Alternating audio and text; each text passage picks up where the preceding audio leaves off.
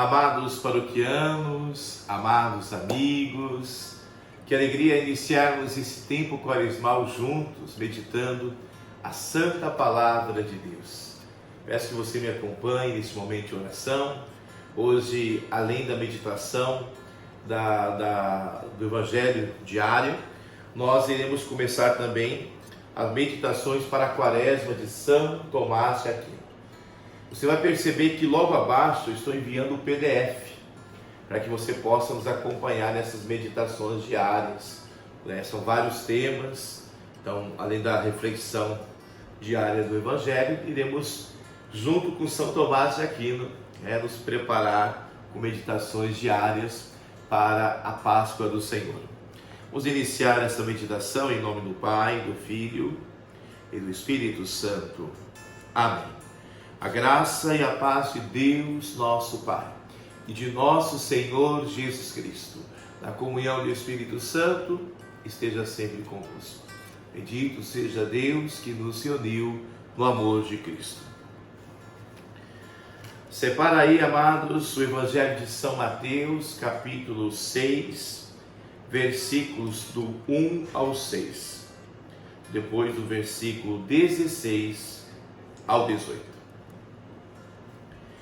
Naquele tempo disse Jesus a seus discípulos: Ficai atentos para não praticar a vossa justiça na frente dos homens, só para serdes vistos por eles.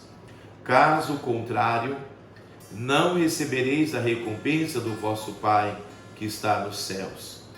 Por isso, quando deres esmola, não toques a trombeta diante de ti, como fazem os hipócritas nas sinagogas e nas ruas, para serem elogiados pelos homens. Em verdade vos digo, eles já receberam a sua recompensa. Ao contrário, quando deres esmola, que a tua mão esquerda não saiba o que faz a tua mão direita, de modo que a tua esmola fique oculta, e o teu Pai, que vê o que está oculto, te dará a recompensa. Quando orardes, não sejais como os hipócritas, que gostam de rezar em pé nas sinagogas e nas esquinas das praças, para serem vistos pelos homens. Em verdade vos digo, eles já receberam a sua recompensa. Ao contrário, quando tu orares, entra no teu quarto, fecha a porta e reza a teu Pai, que está oculto. E o teu Pai, que vê o que está escondido, te dará a recompensa. Quando jejuardes, não fiqueis com o rosto triste, como os hipócritas. Eles desfiguram o rosto, para que os homens vejam que estão jejuando. Em verdade vos digo, eles já receberam a sua recompensa. Tu, porém, quando jejuares, perfuma a cabeça e lava o rosto, para que os homens não vejam que tu estás jejuando, mas somente teu Pai que está oculto. E o teu Pai que vê o que está escondido, te dará a recompensa. Palavra da salvação. Glória a vós, Senhor.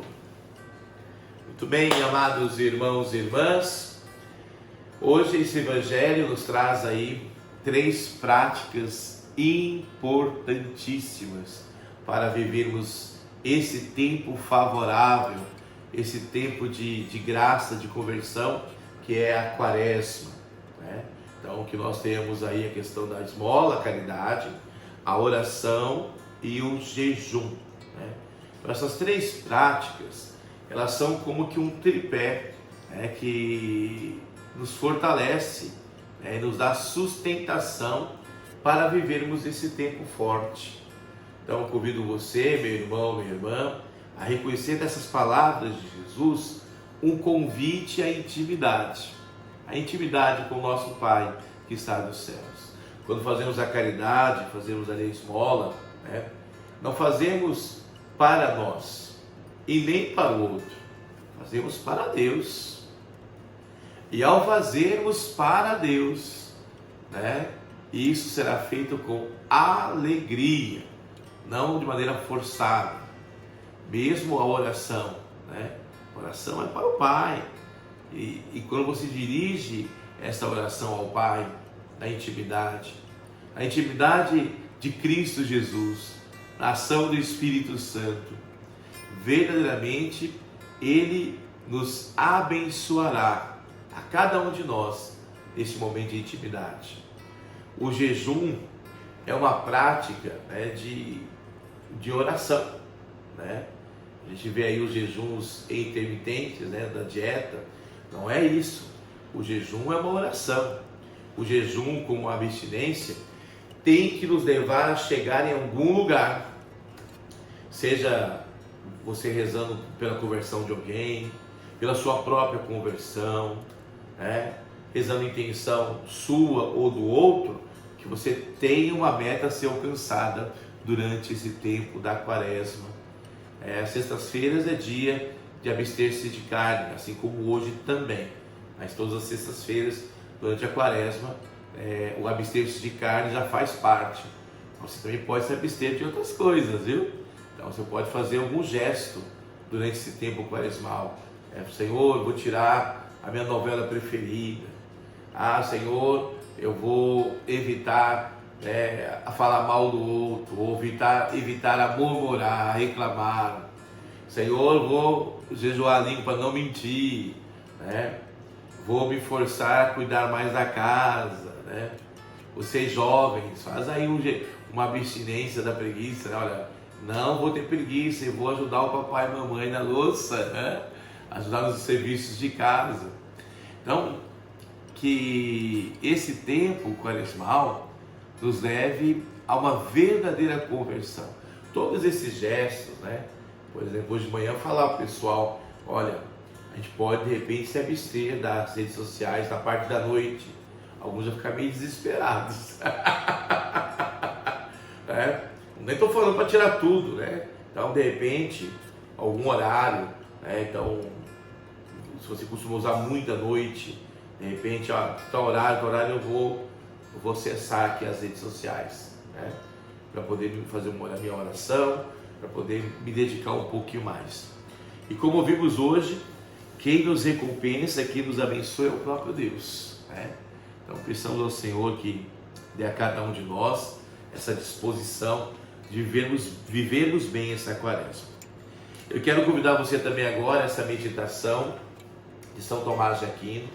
Abaixo estou enviando o PDF para que você possa participar e assim rezar conosco essas meditações. Você pode estar enviando esse vídeo para alguém e também enviando o PDF para que as pessoas possam nos acompanhar, tá bom? Então convido você a participar desse momento. Ouve, o tema de hoje que São Tomás nos coloca é a morte. É um tema forte, hein? Então ele nos convida a meditarmos sobre a morte. Por um homem entrou o pecado neste mundo e pelo pecado a morte. Romanos 5,12. Se alguém por culpa sua foi privado de algum benefício que lhe fora dado, a privação deste benefício será a pena da culpa cometida. Ora, o homem desde o primeiro instante da sua criação recebeu de Deus o benefício de, enquanto tivesse o seu espírito sujeito a Deus, ter sujeitas a alma racional, as potências inferiores dele e o corpo a alma. Ora, tendo o espírito do homem repelido pelo pecado original, a sujeição divina, daí resultou que as potências inferiores já não se sujeitaram totalmente à razão, donde procedeu a tão grande rebelião dos apetites carnais contra ela. Nem já o corpo se subordinou totalmente à alma, donde resultou a morte e as outras deficiências corporais. Ora, a vida e a saúde do corpo consiste em sujeitar-se à alma, como perecível a sua perfeição. Por onde, e ao contrário, a morte é donde e todas as misérias do corpo resultam da falta de sujeição do corpo à alma, donde é claro que, assim como a rebelião do apetite carnal contra o espírito é a pena dos pecados dos nossos primeiros pais, assim também é a morte e a todas as misérias do corpo. Então, São Tomás aqui nos lembra que desde o princípio Deus, os abençoou com a vida eterna, nos abençoou ali, no jardim do Éden, com tudo necessário para a nossa felicidade. Mas ao rejeitar a vontade de Deus na desobediência, isso gerou uma luta interior entre a carne e o espírito, entre a carne e a nossa alma. E essa luta interior até os dias de hoje nos acompanha, de tal forma que o pecado original nos marca na alma. Por isso o batismo, nos purificando deste pecado, nos prepara para a eternidade. Porém, muitos de nós, apesar de vivermos a graça dessa purificação, ainda entramos constantemente em revolta com Deus, contrariando a vontade do Senhor. 2. A alma racional é por essência imortal, por onde a morte não é natural ao homem quanto à sua alma, quanto ao corpo do homem, uma vez que é composto de elementos opostos, dele se segue necessariamente a corruptibilidade. E quanto a isso, a morte é natural ao homem. Ora, Deus, Criador do homem, é onipotente. Por isso, por benefício seu, livrou o homem desde o primeiro instante da sua criação da necessidade de morrer, resultante da matéria que o constituía. Ora, esse benefício perderam-no pelo pecado os nossos primeiros pais, e assim a morte é natural pela condição da matéria, e é penal pela perda do benefício divino que dela persevera. Então, a alma racional, por essência, é imortal. Estamos cientes dessa imortalidade. Mas o nosso corpo é perecível. Nosso corpo morre, a nossa alma vive. Então, que nós possamos, nesse tempo da Quaresma, reconhecer que a morte é eterna, que, ou seja, que a morte da alma, que é justamente o não ter Deus em sua vida. É algo sério, porque as potestades inferiores, os demônios, eles não têm mais Deus em suas vidas, E por isso ficam bravos diante de símbolos cristãos, símbolos religiosos, diante do nome de Jesus e da Virgem Santíssima, porque romperam com Deus. Muitos irmãos e irmãs, aqui eu quero fazer uma observação, talvez você já deve ter conhecido, que só o fato de falar da igreja ou falar de Jesus, elas ficam com uma raiva.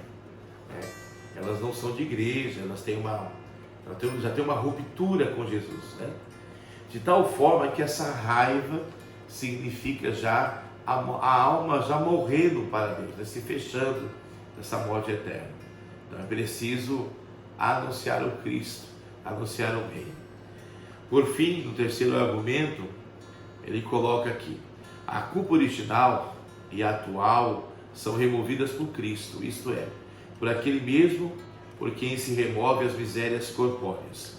Conforme aquilo do apóstolo, dará vida aos vossos corpos mortais pelo Espírito que habita em vós. Mas uma e outra coisa se realizarão em tempo oportuno, segundo a ordem da divina sabedoria. Pois havemos de chegar à imortalidade e à impassibilidade da glória, começada em Cristo, que nola adquiriu depois de lhe termos, durante a vida, participado dos sofrimentos. Por isso é necessário que conformes com Cristo, a sua passibilidade pendure nos nossos corpos, para merecermos a impassibilidade da glória. Muito bem, amados, essa meditação sobre a morte, essa última, nos lembra que é justamente em Cristo Jesus, que nós encontramos a cura da alma, a alma que foi infectada pelo pecado, o pecado cujo preço é a morte, o pecado que é uma ruptura com Deus, ruptura com Deus, consequente, ruptura consigo mesmo e ruptura com os nossos irmãos e irmãs. Que você tenha uma quarta-feira de cinzas feliz e abençoada. O Senhor esteja convosco, Ele está no meio de nós. Abençoe-vos o Deus Todo-Poderoso, Pai, Filho e o Espírito Santo. Amém. Coragem.